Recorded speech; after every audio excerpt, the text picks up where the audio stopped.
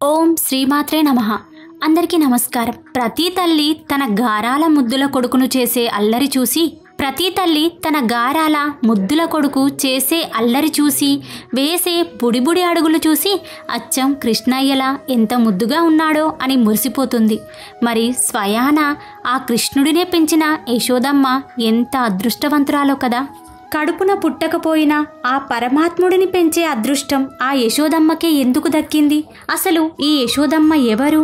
గత జన్మలో ఎంతో పుణ్యం చేసుకుంటే అంత పుణ్యం దక్కిందో అనే విషయాల గురించి ఈ వీడియోలో క్లుప్తంగా తెలుసుకుందాం. ఇంకెందుకు ఆలస్యం, వీడియోలోకి వెళ్లే ముందు ఈ వీడియో నచ్చితే మాత్రం లైక్, షేర్ చేయండి.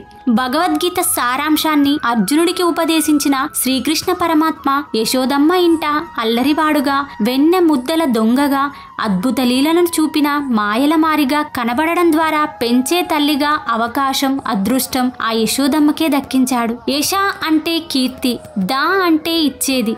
ఆమె పూర్వజన్మలో ద్రోణుని భార్య ధర. ఒకానొకప్పుడు బ్రహ్మ ఈ ద్రోణుడు ధరలను పిలిచి ఒక ప్రయోజనం కోసం మీరు భూలోకంలో జన్మించాలని కోరుతాడు. అప్పుడు వాళ్ళు వెళ్తాం, కానీ అక్కడ మాకు నిరంతరం విష్ణువును సేవించే అవకాశం ఇవ్వాలని ప్రతిగా కోరుతారు. అంతేకాక వీరికి సంతానం లేనందున త్వరగా అనుగ్రహమిచ్చే గంధమాధవ అనే పర్వతం దగ్గర విష్ణువును ప్రార్థిస్తారు. కానీ విష్ణువు అనుగ్రహం పలుకు దొరకనందున వారు అక్కడే అగ్నిలో ఆహుతైపోయారు. అప్పుడు అశరీరవాణి శ్రీ మహావిష్ణువే మీకు కుమారుడుగా లభ్యమవుతాడని చెప్పిందట.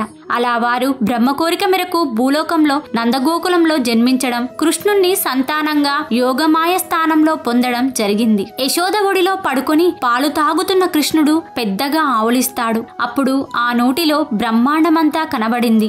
ఇంకోసారి మన్ను తిన్నాడని మందలించి నోరు తెరవమంటుంది. అప్పుడు ఆ నోటిలో బ్రహ్మాండాన్నంతా మళ్లీ చూసింది. యశోద అనుభవించిన ఈ అద్భుతానంద దర్శన భాగ్యం మరే తల్లికి కూడా దక్కలేదు. దేవదేవుని ఎన్నో మాయలు, మరెన్నో అద్భుతాలు చూసింది, అనుభవించింది ఆ తల్లి. కలయో వైష్ణవమాయో నే యశోదనో కానో అనుకుంది. పాలకుండ పగలగొట్టిన కొడుకును కోపంతో కొట్టలేదు, తిట్టలేదు, అట్లాగని ఊరుకోలేదు.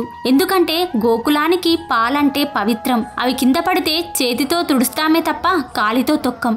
అలాంటి పాలు కింద ఒలకపోశాడని దుఃఖంతో ఏం చేయాలో తోచక, తిట్టలేక కొట్టలేక తాడుతో కట్టేయాలని అనుకున్నప్పుడు ఇంట్లో ఉన్న తాళ్ళన్నీ తెచ్చింది. కట్టేయడానికి 2 అంగుళాలు తక్కువైనాయి. చివరకు నేను నిన్ను పట్టుకోలేను, పట్టుబడరా అందట.